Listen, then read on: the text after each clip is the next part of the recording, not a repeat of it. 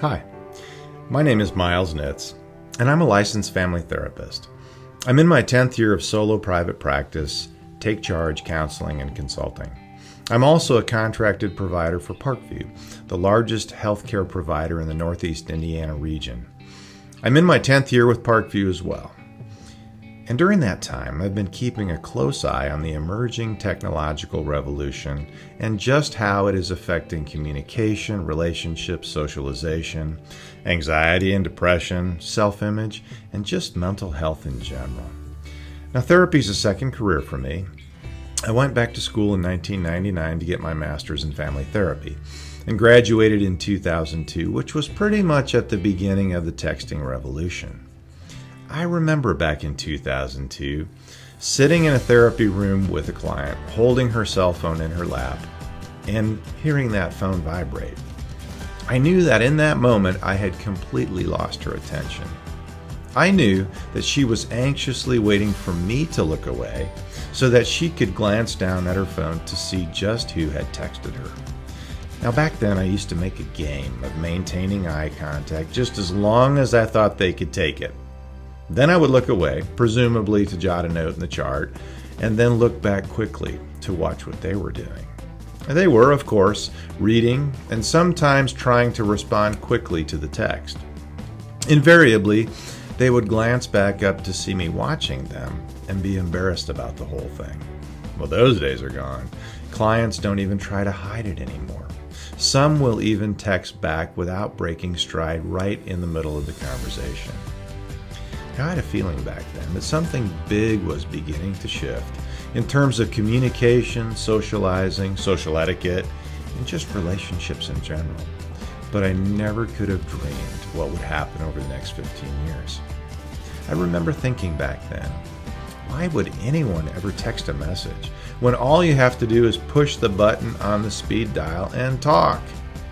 Well, here today, I must admit that I rarely talk on the phone anymore, and I love it. It took me a while to get it, but now I get it. In the past 15 years, I've watched this revolution affect the psychology of my clientele as well. From texting to sexting, internet dating, cyberbullying, social anxiety, and a host of cognitive distortions. I'm witnessing sweeping changes in how people perceive themselves in relation to others, which includes in society in general and in the workplace. Many of my clients today were less than 10 years old when I started practicing. The problems presented in therapy really haven't changed much. Stress, anxiety, depression, low self-esteem, low self-confidence. But how people arrive there, that has changed radically. In some ways, the revolution has made our lives significantly better. In other ways, not so much. I have seen a significant spike in social anxiety occurring in the 15 to 25-year-old age bracket. That's Generation Y, the millennials, and Z. And it's happening at alarmingly younger ages. I've seen 6-year-olds, yes, 6-year-olds, stressed out about going to school because they worry about what other kids might think of them. 6 years old breaks my heart. Now, how many of you have 15 to 25-year-olds? Do your kids answer the phone? You know what I'm talking about, right? I have a 23-year-old son right now, my youngest. He graduated from Purdue in 2017 and landed a job at Microsoft in Seattle. Sorry, just have to get that plug in. I'm really proud of him. Now, he moved out there in the summer of 2017. In all 4 years at Purdue, I talked to him on the phone maybe twice. The rest was all text. And you know how I keep up with what's going on in his life? I follow him on Twitter. He's actually pretty hilarious. He really gets into the Purdue-IU rivalry big time. His tag is @habitualboiler. All of his older siblings went to IU. You can imagine how that goes. But the real point of this for me is I cannot ever see my son sitting in a therapist's office. It just isn't going to happen. In fact, out of every 10 people who might benefit from a bit of therapy, 8 won't go. And that statistic is steadily getting worse. Sitting in a counselor's office, having a real-time conversation face-to-face is just too far off the grid for most millennials and most Generation Z.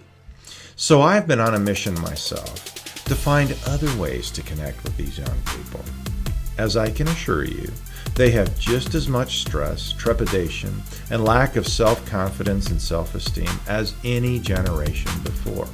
Perhaps more, given the fact that they spend a significant amount of time in virtual relationships, and I think we all know how those can be quite distorted from reality.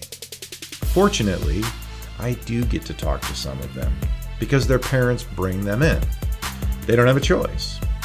And I have had some fascinating conversations with these young people about their perceptions, their fears, their hopes, and their dreams. And I can assure you, they're no different than mine were when I was 18. The big difference is the landscape of social life and relationships and career. Now, to that end, I have over 100 videos out there on YouTube, Facebook, and Twitter, and I'm in the process of developing a virtual therapy platform. I can see the handwriting on the wall, and I don't want to be the one standing there 10 years down the road in the ruins of an obsolete brick-and-mortar practice wondering what the heck just happened. So, without further ado, I want to welcome you to this presentation, Bridging the Gap, an exploration of the generational frontier. Welcome.